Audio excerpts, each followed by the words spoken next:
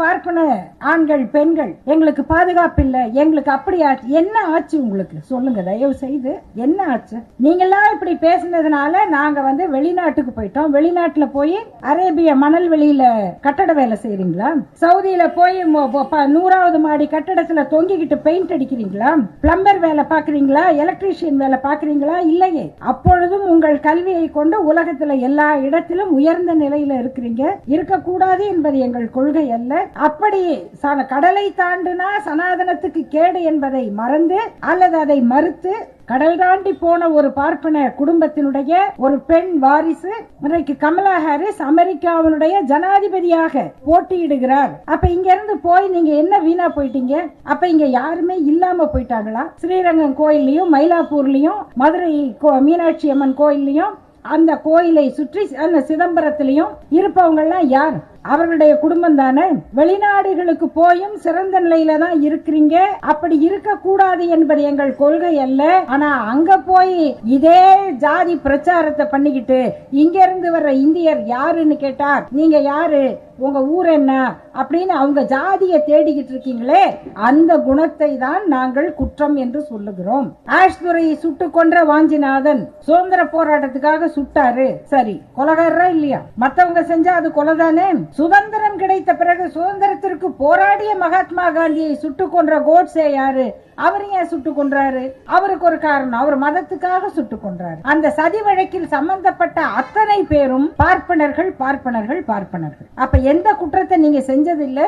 இந்த நாட்டுல ராணுவ ரகசியத்தை வித்ததுக்காக முன்னால ஒருத்தர் கைது செய்யப்பட்டார். கொஞ்சம் பழைய பேப்பரை பாருங்க. அவர் பேரு கூமர் நாராயணன். அவர் ஒரு பார்ப்பனர். குஜராத்ல ஏராளமான இஸ்லாமியர்கள் படுகொலை செய்யப்பட்ட போது அதில் மிக கொடுமையான வழக்காக நடந்த பில்கிஸ் பானு வழக்கில் கைது செய்யப்பட்ட 11 பேர் அந்த பெண்ணால் அடையாளம் காணப்பட்டவர்கள், நேரடியாக தண்டிக்கப்பட்டவர்கள், ஆயுள் தண்டனை. அந்த ஆயுள் தண்டனை கொடுக்கப்பட்ட அந்த வழக்கு, அந்த குடும்பத்தில் 6 பேர் ஆண்கள் கொலை செய்யப்பட்டிருக்கிறார்கள். இந்த பெண்ணுடைய சின்ன பெண் குழந்தை, அந்த குழந்தைய காலை பிடிச்சு தரையில் அடிச்சு கொலை பண்ணி இருக்காங்க. கர்ப்பிணியாக இருந்த அந்த பெண்ணை பலாத்காரம் செஞ்சாங்க, வன்புணர்வு செஞ்சாங்க.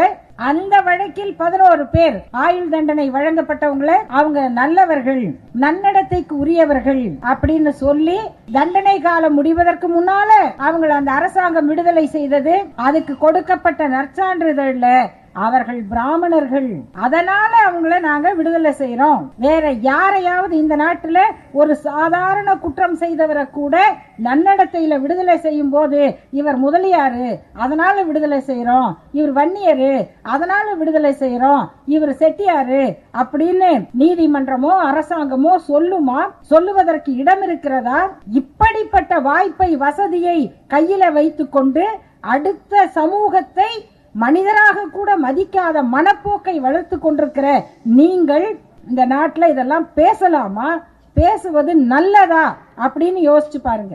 உங்கள் குழந்தைகளுக்கு நீங்கள் என்ன சொல்லிக் கொடுக்கிறீர்கள்? கொஞ்சம் நேர்மையா யோசிங்க. ஒரு பள்ளிக்கூடத்துல எந்த ஜாதின்னு தெரியாத குழந்தைகளுக்கு நடுவுல முதல்ல நாங்க பிராமின், நாங்க சாமி மாதிரி, நாங்கெல்லாம் ஒசத்தி அப்படின்னு பேசுகிற ஜாதி பேச்சை தொடங்குகிற குழந்தைகள் யார்? பார்ப்பன குழந்தைகளாக இருக்கிறார்கள். நீ முட்டை கொண்டு வராத, நீ வெங்காயம் கொண்டு வராத என்று பள்ளி நிர்வாகம் எதுக்கு உத்தரவு போடுது?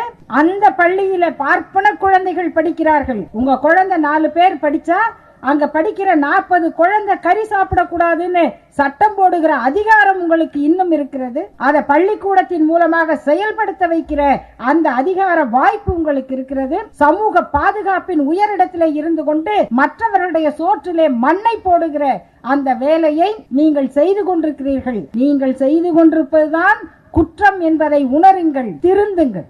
மிக ஒரு